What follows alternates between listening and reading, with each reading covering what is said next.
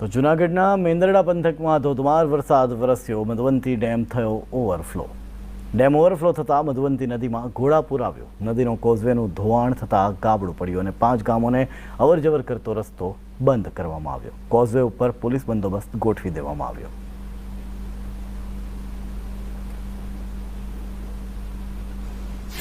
મેંદરડામાં આજ સવારથી ધોધમાર વરસાદ વરસી રહ્યો છે, તેને કારણે જે મધવંતી ડેમ છે તે ઓવરફ્લો થયો છે અને ખાસ કરીને તેના મધવંતી નદીમાં જે છે ઘોડાપૂર આવ્યું છે અને જે ગામનો કોઝવે છે મેંદરડાનો એ ધોવાઈ ગયો છે. આપ જોઈ શકો છો કે તેના જે કોઝવે છે ધોવાઈ ગયું છે, તેની ઉપરથી પાણી પસાર થઈ રહ્યું છે. ખાસ કરીને જે નીચેનાવાળા વિસ્તારો છે તેને એલર્ટ કરવામાં આવે છે. આપણી સાથે ગામના સ્થાનિકો છે, વનવાસી ત્યાં છું. ખાસ કરીને ટીપરિયાભાઈ, જે રીતે પુલ પરથી પસાર થઈ છે પાણી, શું મુશ્કેલી છે?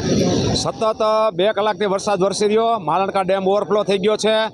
આ પુલનું કામ થોડુંક ડાયવર્ઝનનું નબળું હતું, જેથી કરીને 3 તાલુકાનો જોડતો મુખ્ય માર્ગ છે. અહીંથી મેંદરડાની તમામ સરકારી કચેરીઓ પણ સામાકાંઠા વિસ્તારમાં હોય, જેથી મેંદરડા અને બધા તાલુકો અત્યારે સંપર્ક વિહોણા થઈ ગયા છે. શું કે જે રીતે અત્યારે મુશ્કેલી છે, કેટલા ગામનો સંપર્ક તૂટ્યો છે?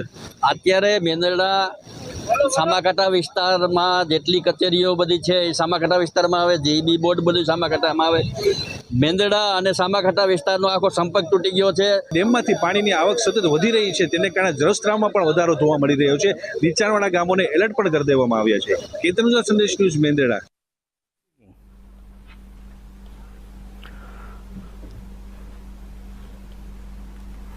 તો એક મહત્વના સમાચાર સુરતથી મળી રહ્યા છે. સુરત શહેરમાં ધોધ